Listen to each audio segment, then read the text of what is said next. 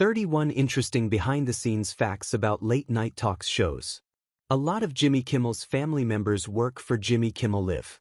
His brother is a director, his cousin is a writer, and his late Uncle Frank was a security guard. Jimmy also hired his childhood best friend and his childhood best friend's dad as members of the house band. Late-night talk shows have been a tentpole of the American TV landscape for decades. So much work goes into each broadcast, and it's super interesting to learn what actually goes on off-camera. Here are 31 interesting behind-the-scenes facts about late-night talk shows. 1. Despite its name, Jimmy Kimmel Live hasn't actually been live since 2004. Per Vulture, the show stopped broadcasting live after censors weren't able to bleep actor Thomas Jane's "fuck" in time. 2. Speaking to Variety at Sundance in 2016, Chelsea Handler revealed that Justin Bieber was the worst celebrity she ever interviewed on Chelsea Lately. She said, "He was trying to flirt with me and it was so uncomfortable. Like that was his shtick.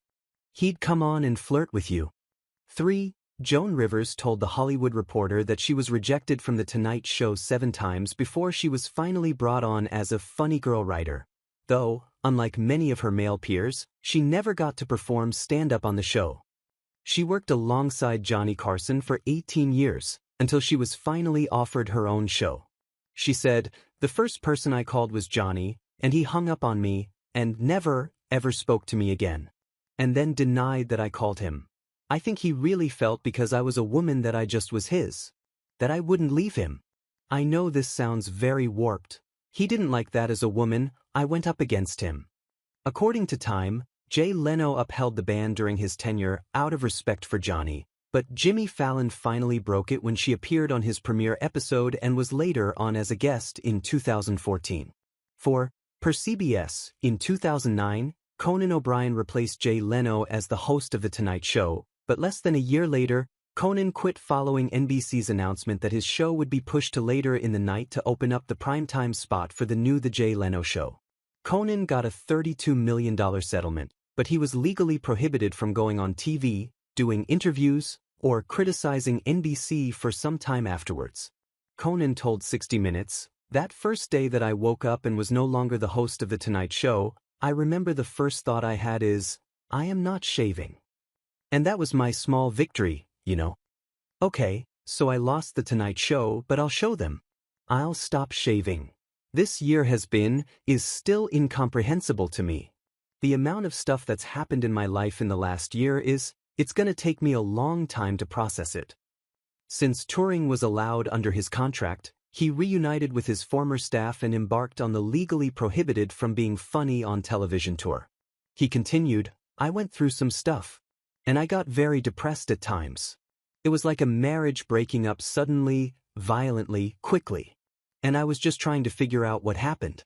When we started putting this tour together, I started to feel better almost immediately. And then there is almost no better antidote to what I've just been through than to do this every night." 5. Conan received an outpouring of support and sympathy from the public following his The Tonight Show debacle. On a 2024 episode of his podcast Conan O'Brien Needs a Friend, he revealed he also got a call from Robin Williams. He said, "I was lucky enough to have some great interactions with Robin Williams before he passed. One of the most memorable examples to me is when I went through my whole Tonight Show debacle. Finally, the show is done, and I don't know if I have a career anymore. What am I going to do next? I'm lying on the floor in the living room of my house and my phone rings, and I pick it up, and it's Robin Williams. I don't even know how he got my phone number. How are you holding up, Chief?" And he said, "You know, you're gonna be fine, you're gonna be great." Both of them were into bike riding, so Robin sent him to a local bike shop to pick up a rental he'd set up for him. Conan continued, "And I said, 'What?' And he said, 'No, just head on down there. Ride around, you'll feel better.' And I went down and it was a Colnago, which is a very nice bike. And he said, I told him to paint it in all these crazy Irish colors. I get down there, and it's the ugliest. I mean, it was just greens and shamrocks and everything. And he was like, 'You're going to like that bike, Chief. Don't worry about it.' I thanked Robin many times. I just couldn't believe that he was thinking about me." 6. John Oliver met his wife, Kate Norley, while he was working as the senior British correspondent for The Daily Show with Jon Stewart. According to the Daily Beast, while filming at the 2008 Republican National Convention, he got caught in a restricted area. A group of veterans, including Kate, who's a U.S. Army combat medic, helped the comedian and his crew hide from security. Jon and Kate then exchanged emails and became friends. They got married in 2011. 8. According to The Hollywood Reporter, when NBC was replacing Last Call with Carson Daly with a new show, only 2 celebs were in serious consideration: Chrissy Teigen, who ultimately passed, and Lilly Singh, who had a massive YouTube audience. At first, Lilly was unsure about taking the gig, but with the advice and encouragement of Dwayne, The Rock Johnson and Hassan Minhaj, she went on to host A Little Late. 9. Per teacher, since she wanted to keep doing YouTube and pursue other projects, Lilly Singh negotiated so that she could block shoot the entire first season. She told Deadline, "We thought we were so smart, we'd bank this evergreen content, we can air it whenever, it will always make sense." And then a literal global pandemic hit, and I was the only show that had a live audience. Literally every day in season 1, I would get a million tweets that say, "Why do you have a live audience?" and "Why are you not wearing a mask?" I filmed those episodes back in 2019 when the only people wearing masks were robbers and Jim Carrey. 10.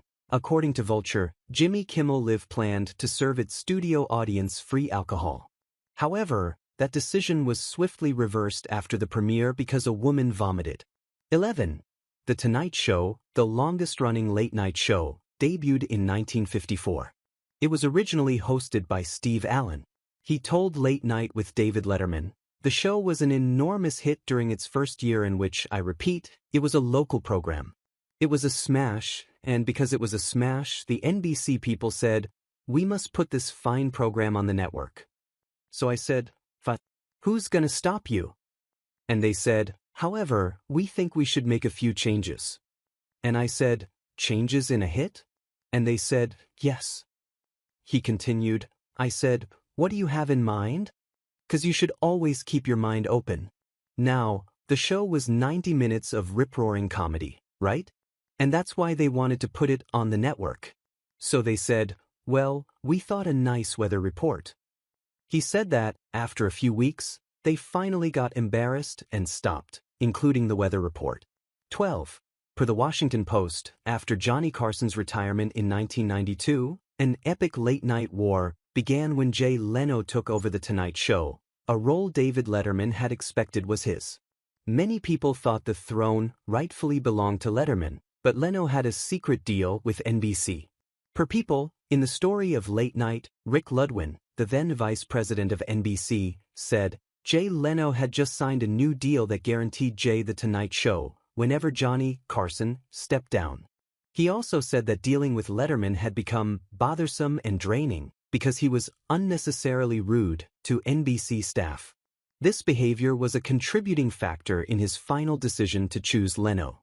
Letterman also had a reputation for mocking NBC execs on air, and he even once smashed a crystal decanter that the president of NBC had gifted him. However, according to Jason Zeineman, who wrote the biography Letterman, the last giant of late night, Carson would have preferred Letterman to Leno. After his retirement, Carson visited Late Night and asked Letterman, "How pissed off are you?" Then, The Tonight Show and Late Night began a ratings war. While viewers preferred Leno, critics preferred Letterman. Carson visited Late Night a second time, but he never appeared on The Tonight Show. A year later, Letterman left Late Night and started hosting Late Show with David Letterman on CBS. Leno handed The Tonight Show over to Jimmy Fallon in 2014, and Letterman ended Late Show in 2015. In 2019, Leno cleared the air on Watch What Happens Live with Andy Cohen.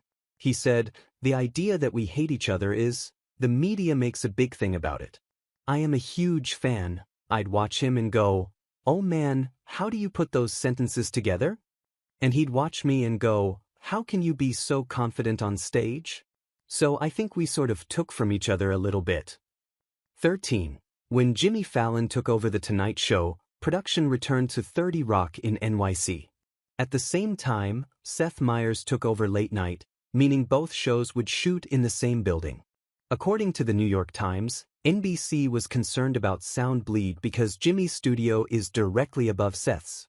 So, to solve the issue, The Tonight Show films at 5 p.m. and late night films at 6:30 p.m.